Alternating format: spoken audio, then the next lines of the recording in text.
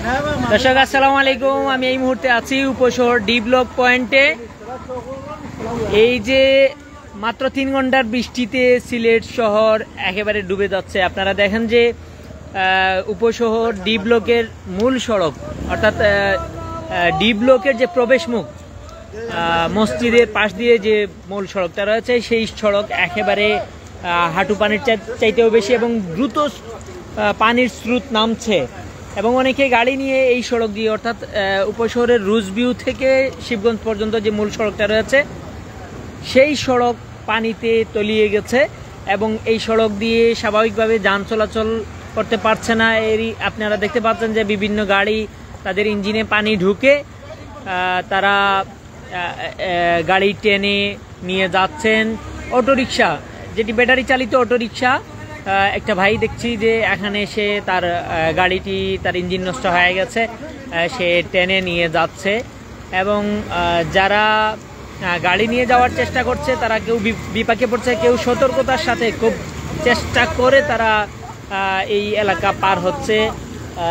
দেখেন এই যে আমি আছি এই পয়েন্টে হুসাইন ফার্মেসির সামনে, Hussain pharmacy, Abdullah brothers, Shiba medical hall, এই দোকানগুলো খোলা আছে।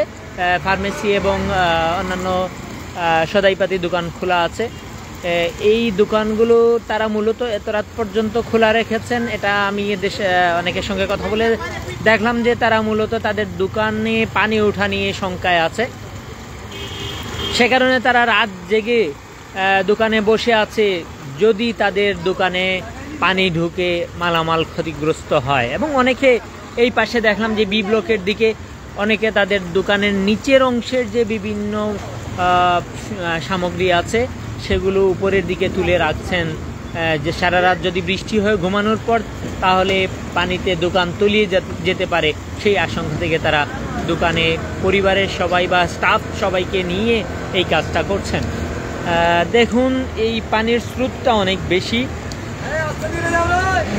বলে রাখি যে নদীর পানি বিপদসীমার নিচ দিয়ে প্রবাহিত হচ্ছে, তা সত্ত্বেও মাত্র 3 ঘন্টার বৃষ্টির বিষয়টাও একটু বলে রাখি, যেটা আমাদেরকে পানি উন্নয়ন বোর্ড জানিয়েছে যে রাত 9টা থেকে রাত 12টা পর্যন্ত বৃষ্টি হয়েছে 220 মিলিমিটার। অর্থাৎ আমরা সেদিন রাতে যখন ওভারফ্লো হয়েছিল, বৃষ্টি হয়েছিল এবং সিলেট নগরে বিভিন্ন এলাকা ডুবে গিয়েছিল, সেদিন রাত 12টা থেকে সকাল 6টা পর্যন্ত বৃষ্টি হয়েছিল মাত্র 204 মিলিমিটার।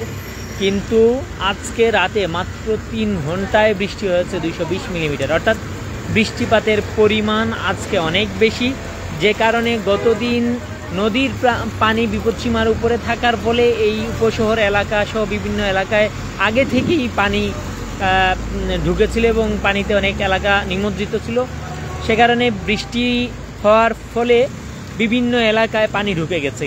কিন্তু আজকে যেহেতু এই সড়কগুলোতে এবং এই উপশহর এলাকায় কোথাও পানি ছিল না, নদীর পানি যেহেতু নেমে গিয়েছিল, তা সত্ত্বেও মাত্র 3 ঘন্টার বৃষ্টিতে এই উপশহর ডুবে গেছে। আপনারা দেখতে পাচ্ছেন যে উপশহরের রুজভিউ থেকে শিবগঞ্জ পর্যন্ত যে মূল সড়কটা আছে সেই সড়কটি এরই মধ্যে পানিতে নিমজ্জিত। আমি আছি এই মুহূর্তে ডি ব্লক পয়েন্টে, ডি ব্লক এবং সি ব্লকের যে প্রবেশ মুখ সেখানেই আমি দাঁড়িয়ে আছি এবং এই মূল সড়ক দিয়ে কিভাবে অত্যন্ত কষ্ট করে গাড়ি নিয়ে লোকজন যাচ্ছে এবং অনেকের গাড়ি এরই মধ্যে গাড়িতে সাইলেন্সারে পানি ঢুকে গাড়ি এরই মধ্যে বন্ধ হয়ে গেছে, অনেকে কষ্ট করে টেনে নিয়ে যাচ্ছেন, যে কারণে তাদের অনেক কষ্ট করতে হচ্ছে। মূলত বৃষ্টির কারণে এই পানিটা, এটা আমি স্থানীয় অনেকের সঙ্গে কথা বলেছি যারা বলছিলেন যে 2 দিন থেকে এই সড়কগুলোতে পানি নেই, অর্থাৎ পানি নেমে গেছে। পানি নামা সত্ত্বেও এই মাত্র 3 ঘন্টার বৃষ্টিতে এই উপশহর ডুবে গেছে। উপশহরের সি ব্লক, ডি ব্লক এবং বি ব্লকের অধিকাংশ সড়ক, বলা যায় যে প্রায় সবগুলো সড়কই এর মধ্যে পানিতে নিমজ্জিত এবং মূল সড়কের ওপর দিয়ে পানি প্রবাহিত হচ্ছে, যে কারণে গাড়ি চলাচলও স্বাভাবিক গাড়ি চলাচলও সম্ভব হচ্ছে না। যাই হোক, এই ছিল আমার কাছে, আমি আপনাদের জানিয়ে দেওয়ার চেষ্টা করলাম। আমি শোয়েব হাসান, সঙ্গে থাকার জন্য আপনাদেরকে অসংখ্য ধন্যবাদ। নগরবাসী যে যেখানে আছেন, যে অবস্থায় আছেন, সবার জন্য শুভকামনা। সবাই যারা পানিতে সমস্যায় আছেন, সংকটে আছেন, তাদের দ্রুত উত্তরণ হোক সেই কামনা করে আমি বিদায় নিচ্ছি। আসসালামু আলাইকুম।